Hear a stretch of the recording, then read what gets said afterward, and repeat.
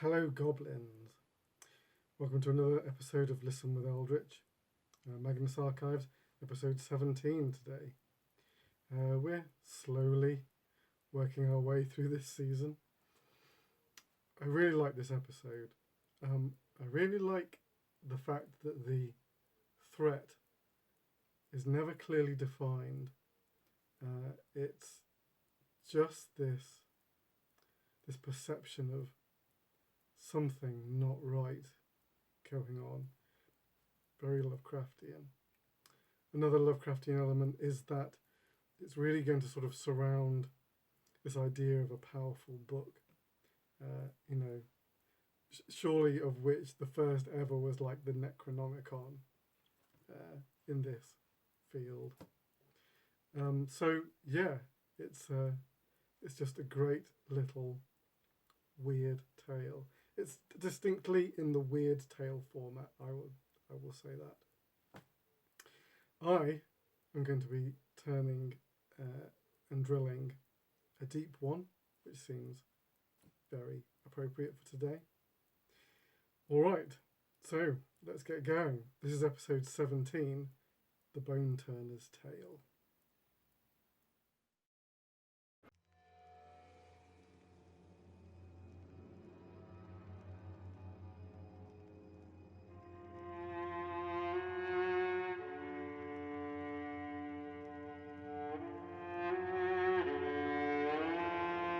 Rusty Quill presents The Magnus Archives.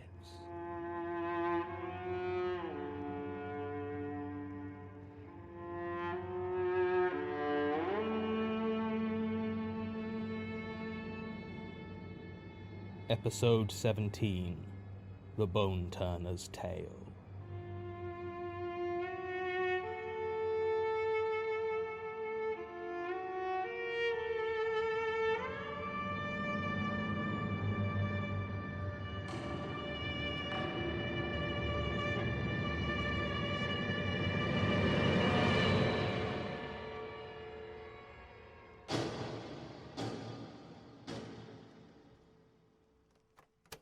Statement of Sebastian Adakoya regarding a new acquisition at Chiswick Library. Original statement given June 10th, 1999. Audio recording by Jonathan Sims, head archivist of the Magnus Institute, London. Statement begins. Books are amazing, aren't they? I mean, when you think about what they really are. People don't give the actuality of language the weight it deserves, I feel. Words are a way of taking your thoughts, the very makeup of yourself, and giving them to another. Putting your thoughts in the mind of someone else. They are not a perfect method, of course, as there's plenty of scope for mutation and corruption between your mind and that of the listener, but that doesn't change the essence of what language is. Spoken aloud, though, the thought dies quickly if not picked up. Simple vibrations that vanish almost as soon as they are created. Though if they find a host, then they can lodge there, proliferate, and maybe spread further. Still, it is not a reliable method in terms of a thought's endurance, as humans are fragile creatures and rarely last a century. A book, though, is another story. There are written texts that have outlived the civilizations that created them. Imagine thoughts hundreds, thousands of years old, preserved and ready to be taken again. Corrupted or translated perhaps by a culture that does not understand them, but still, ideas that have outlived by lifetimes the mind that first conceived them. Will the thoughts that first ran through Shakespeare's head ever stop being thought by someone, somewhere? And a book so dense with a mind's fossilized creations, is it any wonder they have been ascribed such power throughout the ages? Or that an old library with heavy tomes covering every wall seems to have such a weight to it, beyond the physical presence of the texts it holds? I used to work at Chiswick Library. I didn't have such ideas back then, though. I just knew I loved books, always had. And so when the opportunity arose to work in my local library, I jumped at the chance. I had been a voracious reader ever since I was old enough to hold a book for myself, and even before that my mother tells me I would pester her constantly to read to me. I suppose you might say my mind has always been receptive to the thoughts that lurk in the written page. Still, Chiswick Library is a long way from the cramped and austere libraries you're probably imagining. It's light and airy, with bookshelves and carpets that speak more of cash-strapped local councils than of the rich majesty of knowledge. It has an extensive children's section, and the vast majority of its stock are dog-eared paperbacks of true crime, literary fiction, and reference books. It has a modest collection of books on tape, and the atmosphere, though quiet, is far from oppressive. In a word, I would sum the place up as unthreatening. It was 3 years ago when this happened. I had already been working there for about a year when the book first turned up. Now, we used to buy all of our books new, and I never did any of the acquisitions for the library, so I couldn't say when or where it might have been bought from. But it looked old and pretty beaten up when I first noticed it. It was handed back with 4 other books at the front desk, and as I was scanning them through, I noticed that one of the barcodes didn't seem to match up. The barcode and ISBN both registered as being that of Train Spotting by Irvin Welsh, but the book itself was an almost featureless black paperback, with a title on the front in faded white serif font, The Bone Turner's Tale. I was a bit confused and called the librarian, Ruth Weaver, over to ask about it. She didn't recall seeing it ever before, but stuck in the front was the ex libris bookplate of Chiswick Library, as well as a lending label with a handful of stamps going back several years. Ruth shrugged and told me not to worry too much about it. We'd get it recorded and put on the system properly. But something about the situation bothered me, so I decided to check the record of the man who had returned it. His name, at least according to his library card, was Michael Crewe, and sure enough, 3 weeks ago he had borrowed 4 books from us, specifically the 4 others he had returned. I suggested to Ruth that perhaps he was a self-published author who was trying to trick his way onto our shelves, and she laughed, saying it was probably it. Although why anyone would go to the trouble of faking it just to get on the shelves of Chiswick Library was beyond her. The book looked worn, though, like it had seen decades of being read, with a line creased down the spine and one half of the cover faded from the sun. Nor, from what I could see, did it list any author at all. It was at that moment that Jared Hopworth came in, and I had to put the book to one side. Jared and I had once been fast friends, growing up on the same road, attending the same schools. We had spent much of our early life as inseparable, but he had always been, well, not to put too fine a point on it, thick as mud, and when I went away to university, he stayed behind. I think he saw it as something of a betrayal, and when I finally returned, I knew immediately something had changed between us. He spent the time I was away becoming a bit of a crook, and upon my return began what would eventually become a campaign of petty terror. He was always very careful to stop before he did anything that might get the police involved, and I guess there was enough leftover affection from a childhood spent together that I never really thought about reporting him. It was... Hello, Elias? Do you have a moment? Not really. I'm sort of in the middle of something. I understand. It's just that Miss Hearn has lodged a complaint. A complaint? I could just as easily complain about her wasting my time. That's not how it works, Jonathan. I wouldn't have even needed to do the recording if Rosie had kept her equipment in better condition. Regardless, I would prefer that you not antagonize anyone connected to the Lucas family. They are patrons of the Institute after all. Fine, I'll be more lovely. Now, could I get back to work? Very well. By the way, have you seen Martin? Oh, he's off sick this week. Stomach problems, I think. Blessed relief, if you ask me. Statement resumes. It was worst when Jared visited the library, because that inevitably meant that he was bored enough to seek me out for harassment.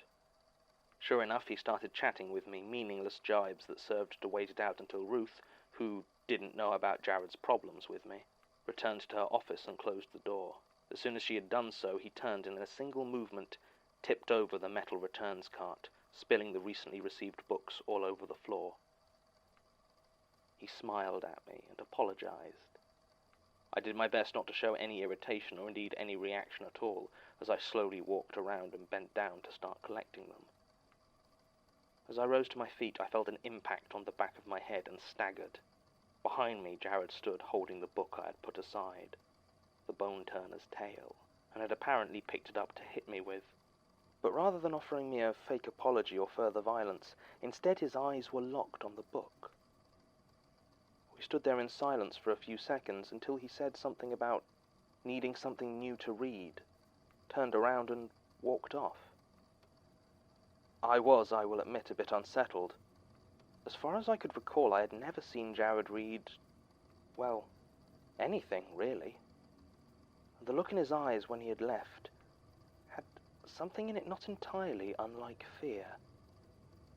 Still, it was a welcome relief to have him gone, and I quickly tidied up the rest of the books before Ruth noticed anything amiss.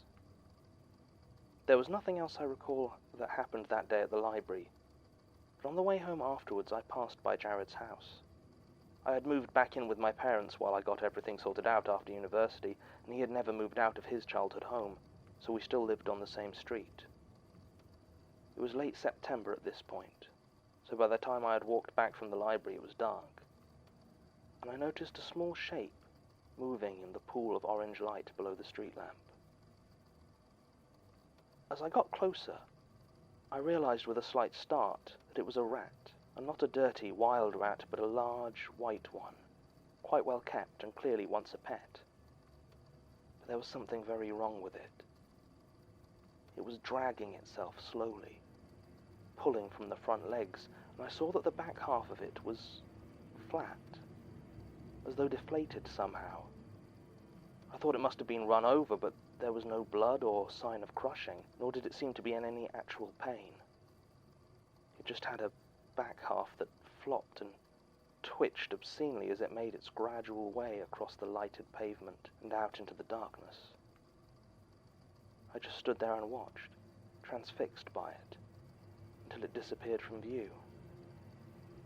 Thinking about it now, I remember its head was turned at a strange angle, far further round than it should have been, although I might be getting confused. Many of these experiences run together when I look back on them. There was no light on in Jared's house, but I hurried home quickly after that. I didn't see Jared again for some time. At first I was just happy for the space, and as the days turned into weeks I started to feel something I wouldn't have expected to. Worry. If it hadn't been for the way he had left last time, it probably wouldn't have bothered me, but he had looked so strange. And even without him coming to the library, it was rare I would go a week without seeing him. By now it had been almost a month. Still, I resisted the urge to go to his house and check. If it turned out he was fine, then I'd be inviting a whole world of unpleasantness. And besides that, I reminded myself, he wasn't my problem anymore. It was late October when Jared's mother came in. It was near the end of the day, and outside was already dark. I was putting up a display about good Halloween reads before heading home when I heard the door open. I turned around and there she was. It took me a few seconds to recognize her, if I'm honest. I hadn't seen much of her in the years since Jared and I had been close, and she had aged noticeably. Mrs. Hopworth wore a bulky overcoat, though it wasn't that cold yet, and her arm hung down in a sling. Something about the angle of the arm and how it hung there seemed faintly abnormal, and I wondered if she had broken it. When I asked Mrs. Hopworth if she was okay, she just stared at me, her eyes burning with hatred. With her good arm, she reached into her coat and pulled out a small black paperback. She threw it on the floor without saying a word and turned to leave. I couldn't help myself. I asked her if Jared was all right. She spun back and started to swear violently at me. Told me I had no business with her son and that I and my books were to stay away from him. As she spoke, I couldn't look away from her arm, and the odd ways it twisted as she gestured, how her fingers seemed to bend the wrong way. I was glad that Ruth had gone home early, as I didn't want her to witness the disturbing confrontation I had now apparently caused. When she had finished, Mrs. Hopworth spat towards me, though I noticed she was careful to avoid spitting at the book that now lay on the floor between us, and left. I put down the copy of Stephen King's Misery that I now realized I had been clutching, and approached the discarded volume that lay on the carpet. The battered black cover seemed the same as when I had first seen it weeks ago, with that faded white title on the front. The Bone Turner's Tale. I reached down to pick it up, but before I did so, a thought flashed across my mind, a memory of the last time I had seen Jared, and I grabbed some tissues from the desk before using them to pick up the book. Even then I felt my skin crawl as I held it. I decided not to deal with it that night. I wasn't entirely sure that reading it in the daytime would be that much better, but the shadows cast from outside seemed to have gotten that much starker since the book had been brought back into my library, and it scared me. I placed it in the book returns cart and left, double-checking I had firmly locked the door behind me. It rained heavily that night. My room is in a converted attic, and when the weather is bad, it's as if I can hear every raindrop against the window that is just above my bed. It wasn't a storm. There wasn't the wind for it. It was just that heavy, pounding rain that drummed and beat on the glass above me. I couldn't sleep. There was a nagging apprehension in my mind, something that, after 3 hours lying in bed, had turned into almost a panic. How could I have just left the book? There was something wrong with it, that much was obvious. What if Ruth came in earlier than I did tomorrow and took it? What would happen to her? Should I have destroyed it? That last thought was quickly pushed away. I wasn't sure I had it in me to destroy a book, even one with such a strangeness to it. It surprised me just how easily I accepted that the Bone Turner's tale had dark powers, but I suppose I've always felt that books have a sort of magic to them, so it was really just a confirmation of what I had suspected deep down for a long time. It was 2 a.m. when I decided that I couldn't just leave it there overnight. I got up, dressed, and quietly headed out into the rain towards the library, making sure to take my gloves. My coat was supposed to be water-resistant, but still managed to soak in the 20 minutes it took me to walk there.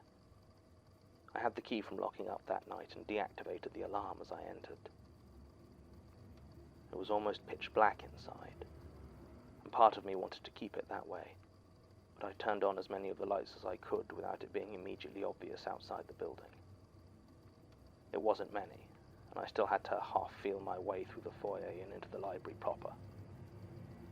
As I approached the desk, the book returns cart where I had left the Bone Turner's tale, I began to step less cautiously. It was darker in that corner of the library, and I put a hand out to steady myself against the handle of the small metal cart. I'd taken my gloves off at that point, and my hand came away wet. I quickly fumbled for the torch I had snatched before heading out and turned it on. Red dripped and pulsed from the cart, soaking the pages and forming a small pool around it. The books were bleeding. I laughed at that. It seemed so appropriate somehow, so utterly correct that those neighboring books should suffer, should be contaminated by it. Just as it seemed right and proper that when my torch found the Bone Turner's tale, it was dry, unmarked by the gory scene around it. I put my gloves back on and carefully took out that sinister volume and placed it on the desk. Perhaps I should have fought harder against the temptation to look inside, but my curiosity was too strong. Thick gloves made turning individual pages almost impossible, and I still had enough good sense to keep them on. So I just opened it on a few random pages and started reading. Perhaps I was being paranoid. After all, I touched the book with my bare hands when it was first given into the library, and had no problems. But the image of Jared's mother wouldn't leave my head. How her arm had twisted when it moved. I decided to keep the gloves on. It was written in prose, and certainly seemed to be a story of some kind. The part I read dealt with an unnamed man, at various points referred to as the Bone Turner, the Bonesmith, or just the Turner, watching an assembled group of people as they made their way into a small village. It's unclear from what I read whether he is traveling with them or simply following them, but I remember being unsettled by the details he observed in them. The way the parson would move his hand over his mouth whenever he stared too long at the nuns, or how the cook looked at the meat he prepared with the same eyes that looked at the pardoner. It was only at that point that I realized the book was describing the pilgrims from the Canterbury Tales. Now, this certainly wasn't some lost section of a Chaucer classic. It was written in modern English, with none of the archaic spelling or pronunciation of the original. Besides that, the writing itself was of questionable quality. There was something compelling about it, though. The debate about how finished the Canterbury Tales were, well, it's a very real debate. In the prologue, over 100 tales are promised, but the most complete surviving version doesn't even reach 24. The book just sort of ends, with Chaucer adding a short epilogue imploring God for forgiveness, a plea that is generally read as sarcastic or rhetorical. I flicked ahead a few pages and found the bonesmith had apparently crept up to the miller while he slept. It described him silently reaching inside him, and it's a bit hazy. All I remember clearly is the line, "And from his rib a flute to play that merry tune of Marrow took." And as for the rest, I don't recall in detail. But I know that I almost threw up, and that the miller did not survive. This was on page 16, and it was a thick book. I turned to the frontispiece, desperately curious as to how this book had ended up in our library. In the harsh light of the torch, I could see the creases and peeling edges of the Chiswick Library label, which usually meant it had been removed and restuck, or taken from another book entirely. I could even see the edges of another label underneath.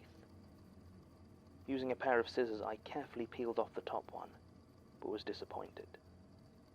It was the label for another library, probably the last place it had been left, although I think it must have been in Scandinavia, because it was something like the Library of Jürgensburg, or Jürgenlight, or Jürgerlicht, or something like that.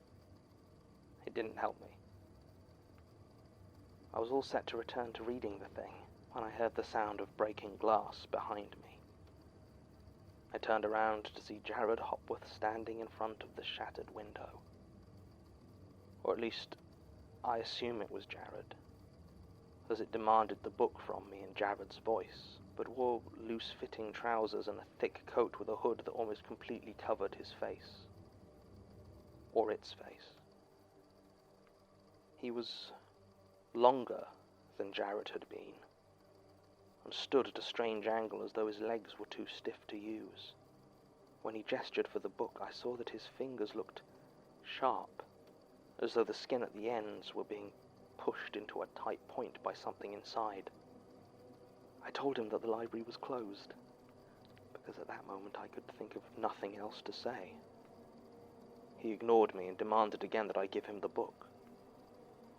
That was when I did something a little rash, which is to say I punched him. I had never really thrown a punch in anger before, or even desperation, so it came as quite a shock to me when I managed to drive a single solid fist into his solar plexus. But as I did this, and this is the part that still gives me nightmares, I felt his flesh give way and almost retract, drawing me in close. And then I felt his ribs shift, shut tight around my hand as though his rib cage were trying to bite me. They were sharper than I would have thought possible, and at last, this was what actually started me screaming. Never before or since have I ever screamed like that, and I'm still a bit surprised I'm capable of making such a noise, but there you have it. In my panic, I dropped the copy of The Bone Turner's Tale, and in less than a second, Jared was on it. He released my hand and grabbed it with a frantic desperation before he turned to run back out the way he came in. I started to chase after him until I saw how he was moving, how many limbs he had. He had added some extras. That was the moment it finally all got too much for me, and I stopped running. It wasn't my book. It wasn't my responsibility. And I had no idea what I was dealing with. So I didn't. I just stood there in a daze and watched the thing that was once Jared disappear out into the rain. I never saw him again. The police turned up soon after. Someone had apparently heard my screams and called in a report. I spun some tale about falling asleep at my desk and being woken up by an attempted robbery. God knows how I explained the bloody books, because it wasn't some disappearing phantom. It took weeks to get out. Everyone seemed to believe me, though, and miraculously I kept my job. I haven't seen Jared in the years since, and I haven't done any further research on the book. The best scenario I can possibly imagine is that this statement is the last I ever need to hear or speak about Jared Hopworth or the Bone Turner's tale. Statement ends. Well, this makes me deeply unhappy. I've barely scratched the surface of the archives, and I've already uncovered evidence of 2 separate surviving books from Jürgen Leitner's library. Until he mentioned that, I was tempted to dismiss much of it out of hand, but as it stands now, I believe every word. I've seen what Leitner's work can do, and this news, even 17 years out of date, is still very concerning to me. I'm going to have a discussion with Elias as to what we can do to address the issue. I know he'll just give me the old record and study, not interfere or contain speech again, but I at least need to make him aware of it. Tim and Sasha have cross-referenced the events here with police reports, and sure enough there was a warrant issued for the arrest of Jared Hopworth for breaking and entering, as well as assault. He was never found, though, and the crimes weren't serious enough to keep the case active for very long. I've been doing as much research myself as possible, but the book seems to have vanished along with him. I asked Martin to try and hunt down Mr. Adekoya himself for a follow-up, but have been informed that he passed away in 2006. He was found lying dead in the middle of the road on the night of April 17th. Despite the fact that there was no crushing or trauma marks on the body, the inquest ruled it a hit-and-run car accident due to the mangled position in which he was found. It was a closed casket funeral. Recording ends.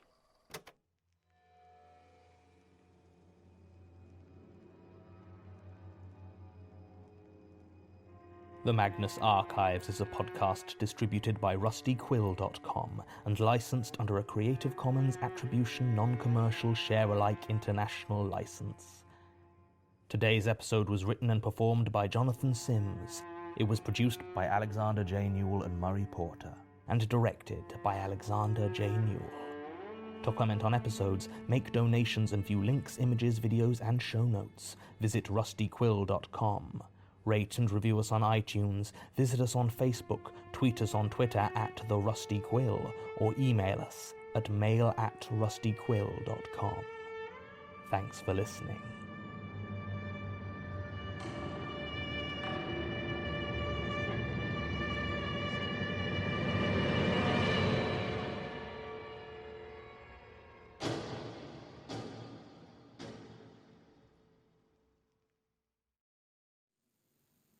Alright, hope you found that suitably weird. We'll be back next week for episode 18, which puts us very nearly at the halfway mark of this season. I don't know if there's going to be a this week's pipes, because still the summer holidays and I'm still on the go slow. I may have a pipe finished by the end of the week. Fingers crossed. Alright, until then, take it very easy. The loyal pipe maker.